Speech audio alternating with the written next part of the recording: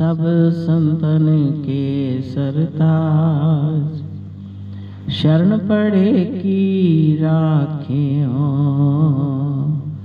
प्रभु जी तुम ही लाज। शरण पड़े की राखियो, प्रभु जी तुम ही लाज। गुरुमुखो, आज कितना शुभ दिन है कि कार्तिक महीने की शुभ संक्रांति है और हमारे प्राणधन इष्ट देव श्री 108 श्री हजूर सतगुरु दाता दयाल जी महाराज जी का शुभ राज तिलक दिवस है।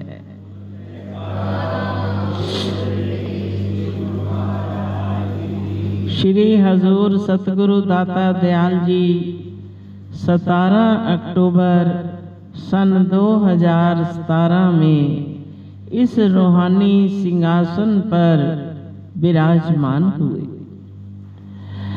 अब आम दुनिया की नजरें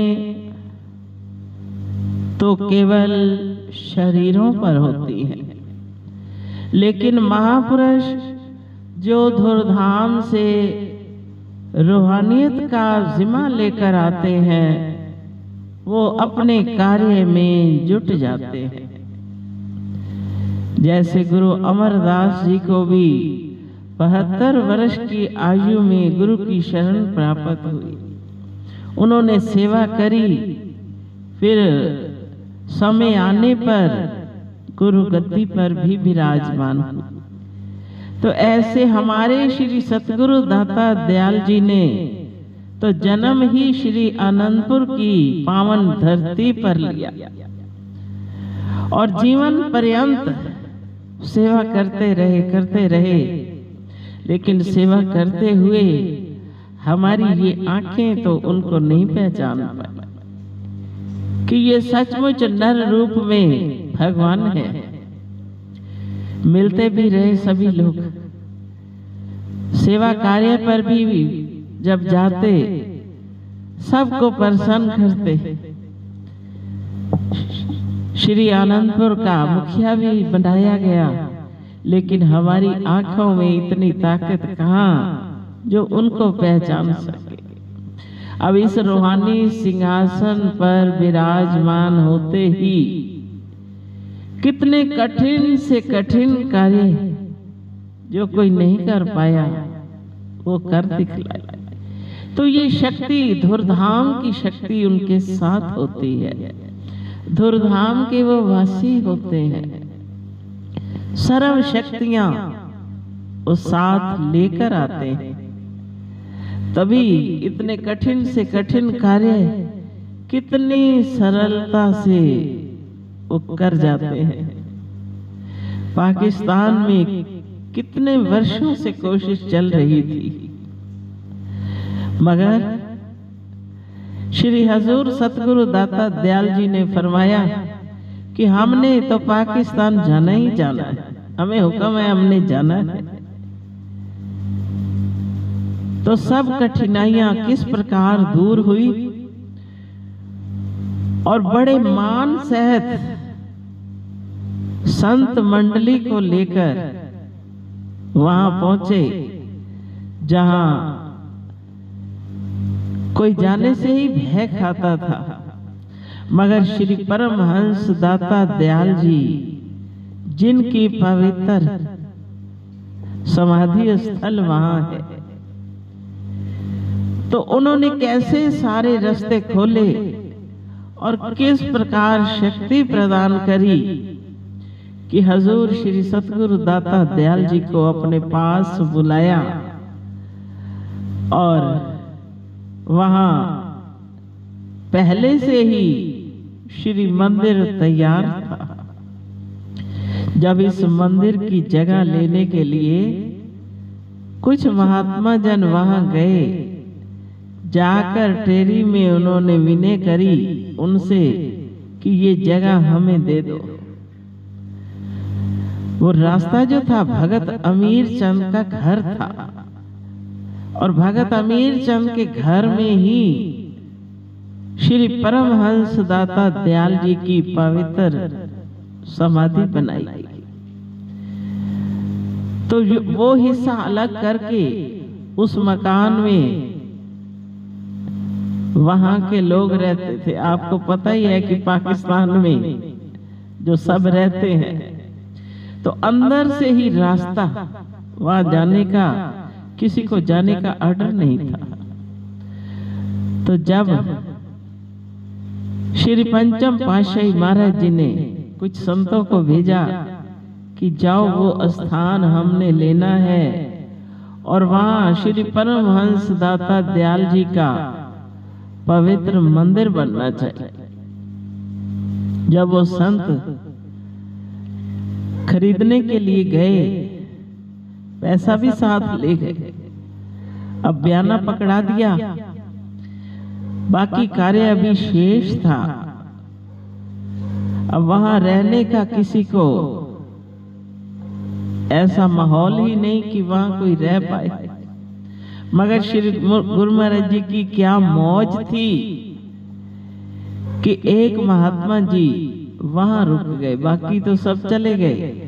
एक महात्मा जी ने कहा कि हमने आज रात्रि यहीं श्री परमहंस दयाल जी के चरणों में ही बितानी है।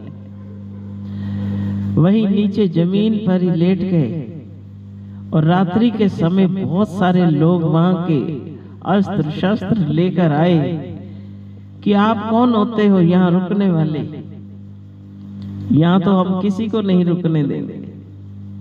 उस वक्त परमहंस दाता दयाल जी ने आकाशवाणी करी, वहीं से वहीं वो महात्मा जी वहीं बैठे हैं, सामने हथियार लेकर हथियारे खड़े हैं, लेकिन परमहंस दाता दयाल जी उसी वक्त उन्होंने आकाशवाणी करी, वहीं ये ध्वनि गूंज उठी कि ये हमारे हैं और परमार्थ के कार्य के लिए आए हैं।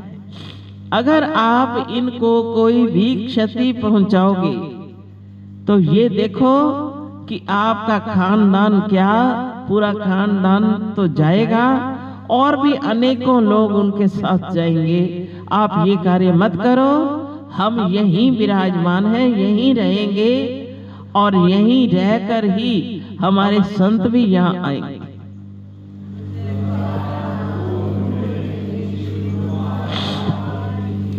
जब ये आकाशवाणी सुनी तो सभी इधर उधर देखने लगे कि ये क्या, कहां से आवाज आ रही है। ये तो चुप बैठे हैं, लेकिन कहां से आवाज आ रही है। लेकिन वो क्या जाने कि वो ना तो समाधि में है, ना वो स्वरूप में है, वो तो हर जगह कण कण में व्यापक है। धुरधाम से आए ही जिस कार्य के लिए है, उन्होंने वो कार्य अवश्य करना है। तो महापुरुष जो संसार में परमार्थ का जिम्मा लेकर आते हैं, तो वो कार्य जो नामुमकिन होते हैं उनको भी कर डालते हैं। फिर वहां आश्रम बनाया गया। फिर कुछ समय बाद, जैसे वहां के पाकिस्तान में जो आश्रम है, 10 आश्रम पाकिस्तान में श्री परमहंस दाता दयाल जी के हैं, तो वहां के लोग कुछ मत्था टेकने जाते थे। लेकिन फिर उन लोगों ने एक दिन सारा आश्रम गिरा डाला।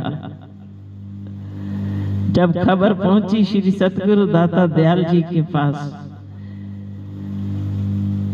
कि वो आश्रम गिराया गया, तो फरमाया नहीं, ये कुछ नहीं बिगाड़ पाएंगे, हमारे श्री परमहंस दाता दयाल जी वहां विराजमान है।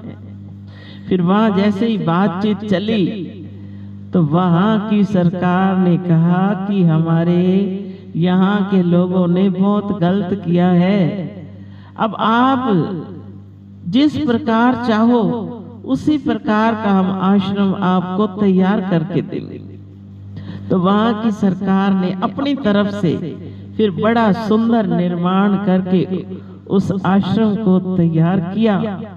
और हमारे श्री हजूर सतगुरु दाता दयाल जी पिछले वर्ष उन्होंने वहां कृपा करी, श्री गुरु महाराज जी को विराजमान किया। फिर दूसरा चक्कर भी बहुत जल्दी लगाया, 3-4 महीने के अंदर दूसरा भी चक्कर लगाया।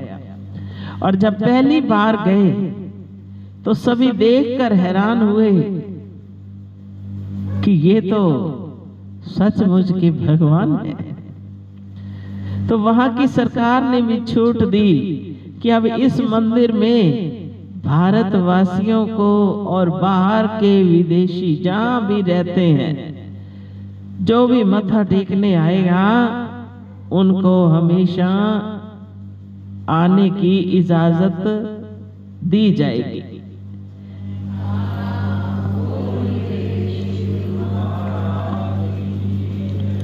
वहां रुकता कोई नहीं आश्रम पर, लेकिन परमहंस दाता दयाल जी तो वहां हर घड़ी विराजमान है। ज्योतें भी जल रही हैं, उनकी पूजा भी हो रही है और दिन रात वो स्वयं वहां विराजमान है। लेकिन थोड़ी दूरी पर जहां सेफ जगह है वहां आश्रम पर सब रहते हैं। जब जब फिर देखते हैं मौका जाते भी हैं, आरती पूजा भी उतारते हैं, सत्संग करके परमहंस दाता दयाल जी को वस्त्र बदल के स्नान करवा के सब कार्य संपूर्ण करके फिर वापस वहीं लौट आते हैं। लेकिन परमहंस दाता दयाल जी की सर्व शक्तियां वहां विराजमान है कि कोई उनका बाल भी बांका नहीं कर सकता। तो इतने उच्च महान परमहंसों की हमें शरण प्राप्त हुई है। इतनी उच्च सर्व शक्तियां उन्होंने हमारे सर पर हाथ रखा है। तो हमें कितना फख्र होना चाहिए कि हम किन की शरण में आए हैं, कितना बड़ा उनका रहमत भरा हाथ है और किस प्रकार वो अपने प्रेमियों की पल पल रक्षा कर रहे हैं। अनेकों प्रमाण हैं, अगर उनको निकालने लगे तो चाहे 24 घंटे बैठकर महिमा गाते रहे, फिर भी जीवा में ताकत नहीं जो उनकी महिमा का गायन कर सके। लेकिन इतना जरूर कहेंगे कि हमारे बहुत ऊंचे भाग हैं जो हमें श्री परमहंस दाता दयाल जी की चरण शरण प्राप्त हुई। फिर उन्हीं के हुक्म से आज जोत से जोत जलती आ रही है और हमारे हजूर श्री सतगुरु दाता दयाल जी जिनका आज शुभराज तिलक दिवस है, वो दिन रात प्रयत्न करके न जाने कहां कहां आश्रमों के बहुत विशाल निर्माण करवा रहे हैं। ऑस्ट्रेलिया वासी 72 वर्ष से इंतजार करते थे। एक बुजुर्ग माता भीलनी की तरह दिन रात सन्मुख बैठी यही पुकारती थी कि कब श्री सतगुरु दाता दयाल जी यहाँ कृपा करेंगे, कब यहाँ आश्रम बनेगा। 72 वर्ष उसने तपस्या करी, 72 वर्ष इंतजार करी, लेकिन अपनी प्रेम डोरी से श्री सतगुरु दाता दयाल जी को वहां बुला भी लिया और बहुत विशाल आश्रम बनने की भी वहां बहुत विशाल आश्रम बनाने की आज्ञा श्री सतगुरु दाता दयाल जी वहां प्रदान करके आया।